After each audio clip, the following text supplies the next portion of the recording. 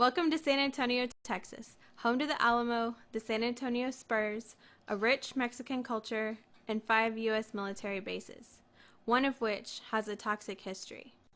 After decades of use of trichloroethylene, or TCE, at Kelly Air Force Base, thousands of gallons of the industrial solvent soaked into a shallow aquifer.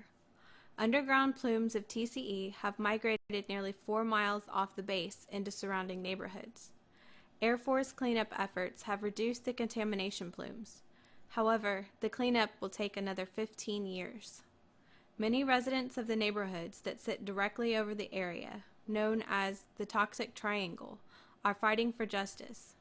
But for some, time has already run out. Purple crosses mark the lawns of those who have lost someone to cancer from the contamination. Established in 1916, Kelly Air Force Base closed in 2001, leaving behind its toxic footprint. The Toxic Triangle is a cluster of about 22,000 homes, more than 95% of which are low income and inhabited by a predominantly Hispanic population. This neighborhood sits directly above one of the major plumes in the area. According to the Public Center for Environmental Health, the first indications that the chemicals were reaching into the neighborhood were discovered in 1988 by a construction crew who ran across underground chemicals. The Agency for Toxic Substances and Disease Registry, or ATSDR, lists trichloroethylene as a non-flammable, colorless liquid with a somewhat sweet odor and a sweet burning taste. It is used mainly as a solvent to remove grease from metal parts, like those found on military planes. Trichloroethylene is not thought to occur naturally in the environment. However, it has been found in underground water sources and many surface waters in the area.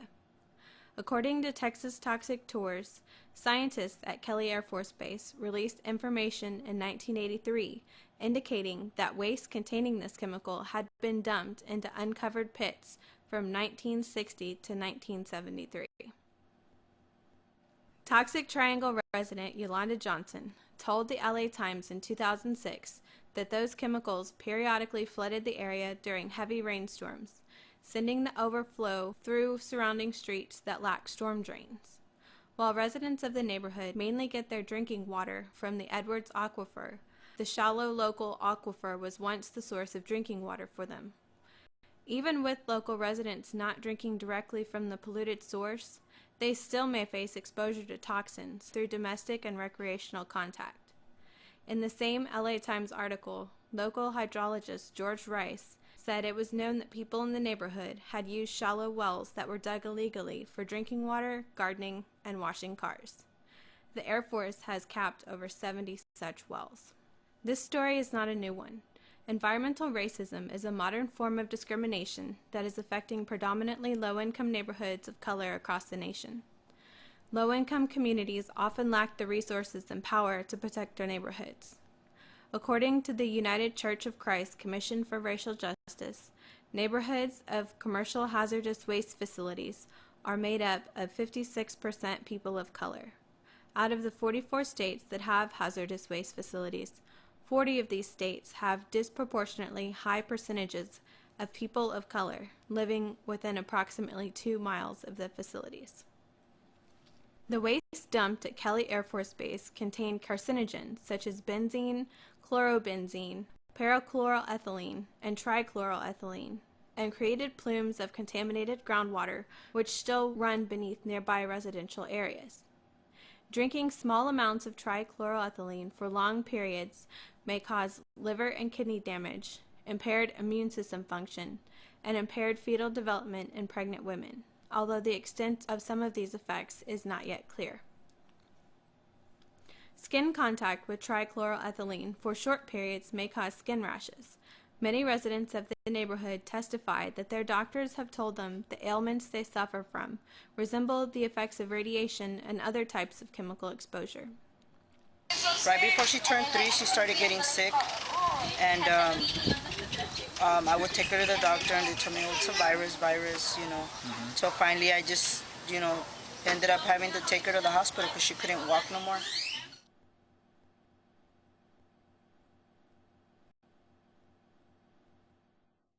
Many news articles focusing on the toxic area include testimonials from residents or former Kelly Air Force Base employees who have or are currently displaying symptoms of exposure to these chemicals.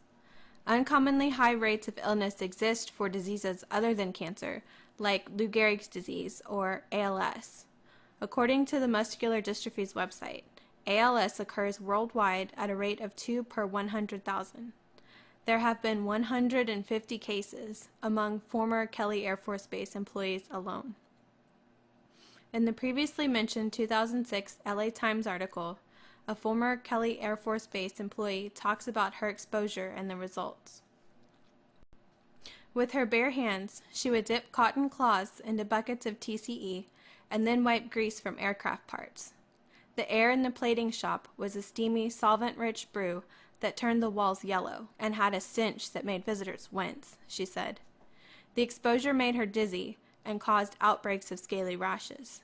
I would scratch and scratch the sores, recalled Ornelius. She was later diagnosed with liver cancer and died in 2006. In a recent attempt to establish an environmental link between the high rates of liver cancer in the areas surrounding Kelly and the environment, the San Antonio Metro Health District went to local veterinarians asking if they had diagnosed many cases of liver cancer in dogs.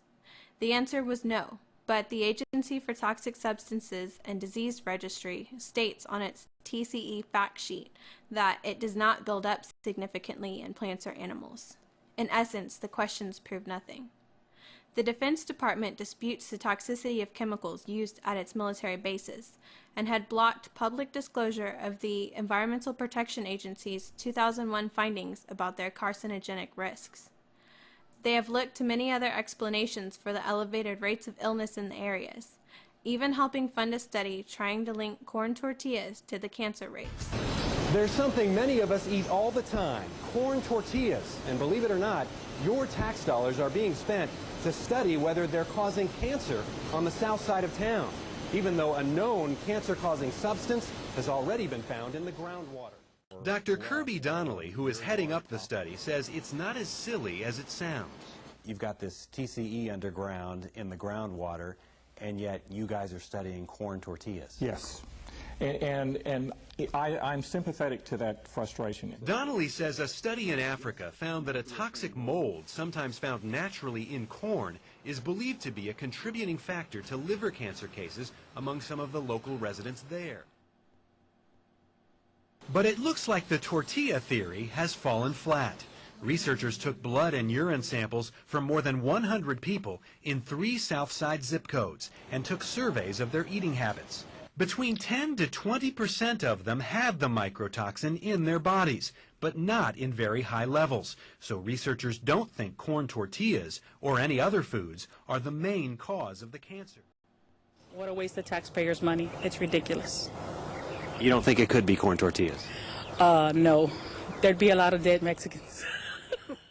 Adam Antwine, senior representative for the Air Force Real Property Agency, argues that no conclusions can be drawn. All the studies we've conducted to date have shown that there really is no direct correlation between the contamination in the groundwater and any of the health concerns, he says. Agencies in charge of the base's cleanup tend to speak and act as if the situation is nearing resolution, despite the community's continuing health problems and accompanying decline in property values. They blame alcohol use, eating habits, and other offensive excuses to try and explain the high levels of illness. San Antonio Metro Health says it's trying to cover all the bases when it comes to analyzing the health issues that plague the city's toxic triangle. But that only seems to apply to reasons other than the toxic contaminants in the underground plume emanating from the base being responsible for the health problems. The U.S. House of Representatives Committee on Science and Technology is investigating work it believes to be substandard from the ATSDR, including work it has done with Kelly Air Force Base. Timothy Aldrich, an expert on cancer clusters, studied the liver cancer rates in Bexar County and concluded that even after accounting for all other potential factors, such as lifestyle and genetics, that 11.5% of the cancers in the neighborhoods examined may be attributable to residing over the Kelly plume. Even as they are dismissed by those who should be working to help them, there are residents in the neighborhood that are not willing to stand by and let government and city agencies, Kelly Air Force Base, and the military off the hook. Meet Robert Alvarado, a community leader who is affiliated with many grassroots organizations, including the Committee for Environmental Justice Action, or SEJA, which he helped found, the Southwest Workers Union, and the San Antonio Brown Berets. He has lived less than a mile from Kelly Air Force Base for over 30 years. Once an extremely vibrant man with a flair for cooking, he now suffers from severe kidney disease and is nearly blind from an aneurysm doctors suggested was caused by chemical exposure. His wife, Guadalupe Alvarado, is another community leader. She and one of her daughters suffer from thyroid cancer, among other problems. The couple has dedicated their lives to bringing change to their neighborhood. And we live here between the two military bases. People that live here are poor people, and they can't leave because they're too old to move out of this neighborhood. It's a dog and pony show, so we think that they already done this and that, but it's still the same. And we call ourselves the living dead because we're dying day by day, and there's no cure for us. So we're not here to start a war. We're here to stop a war. Mr. Alvarado's answering machine is constantly full of reporters, local and national, asking him to tell his story. Robert and Guadalupe travel all over the United States to attend conferences on environmental justice and are guest speakers at many of them. They attend and host community meetings, organize the local youth to work for justice, are constantly in contact with local lawmakers, and regularly attend protests and demonstrations. They fight against the contamination and every other injustice they encounter in their lives.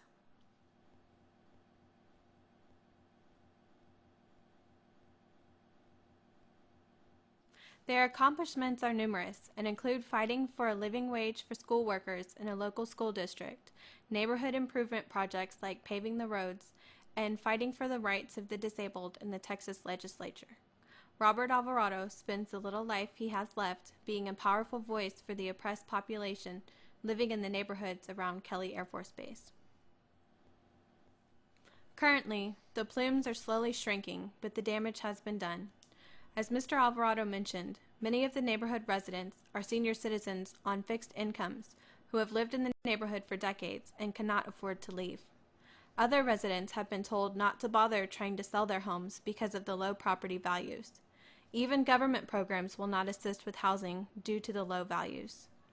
But despite all the obstacles they have faced, residents still have hope that their plight will be recognized and those responsible will not only accept blame, but take the necessary actions to protect these neighborhoods. As the next generation begins to step up and take over this fight, they are left with big footsteps to follow in. God willing, we'll have this place clean, and so our grandchildren and great-grandchildren can live a peaceful life.